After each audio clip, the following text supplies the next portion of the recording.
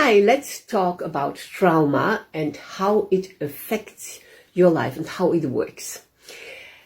When you are living a stressful event, so when the stress is very high and intense, we will call it trauma, but the brain works in the same way. And I want to explain you how your brain works when there is a stressful event in your life.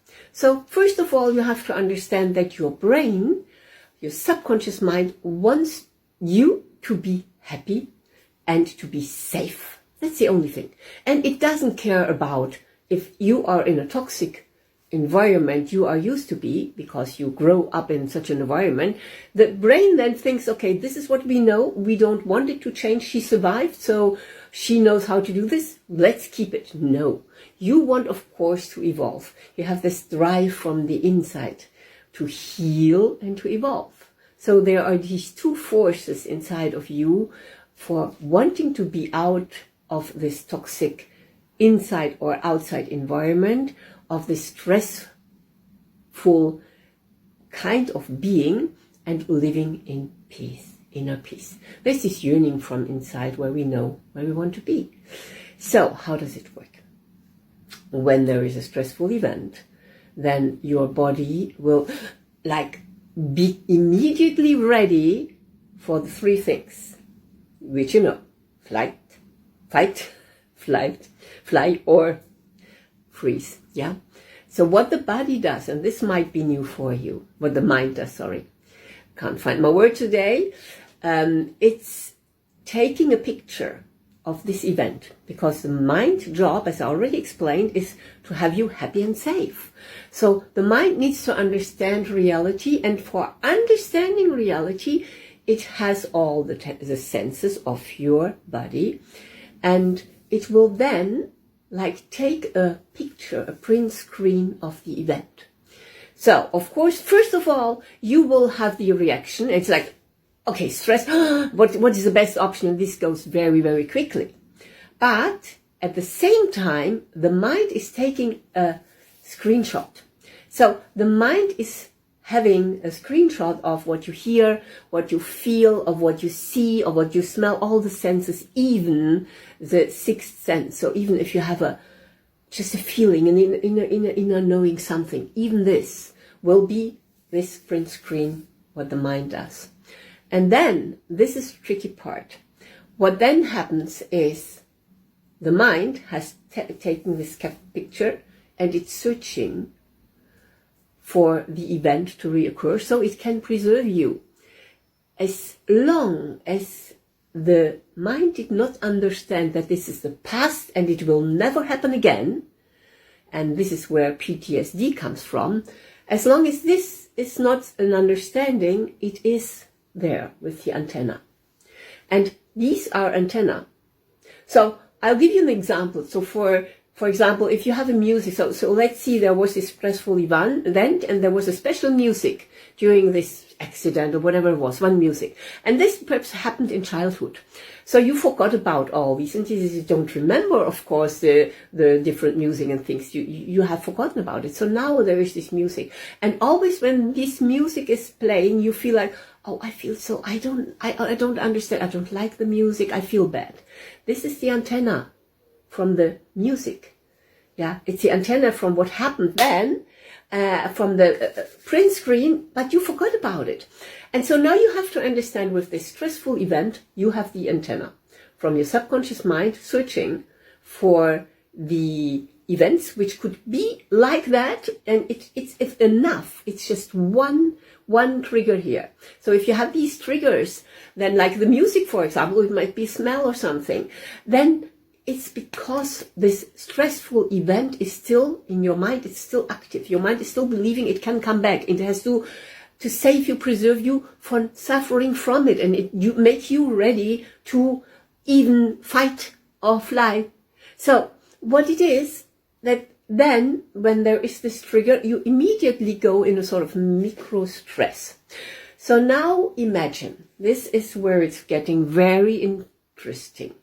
You might not only have one of these events with all the antennas, you might have a second one.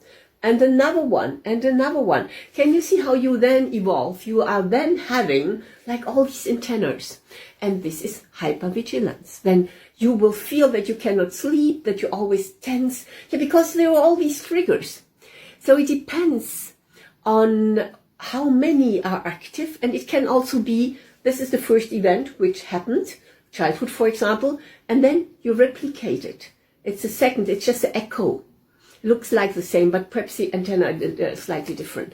So what you want to do is that you then have this state of stress, intense stress all the time, which is not good for your health.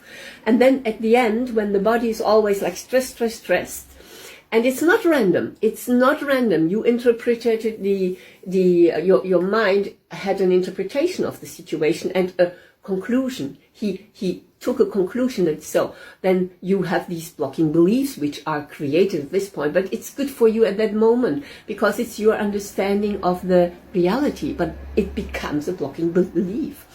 So when your body is then stressed so often with the triggers, and you have so many then stress.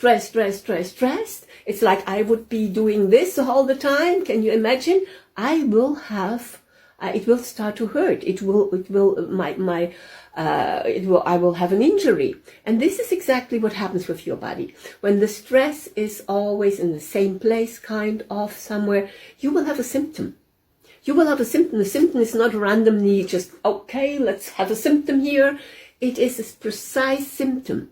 And this precise symptom is guiding us. If you understand, or we can understand with New German medicine, this is something I studied, and I can exactly ask you the questions to see where the original event was.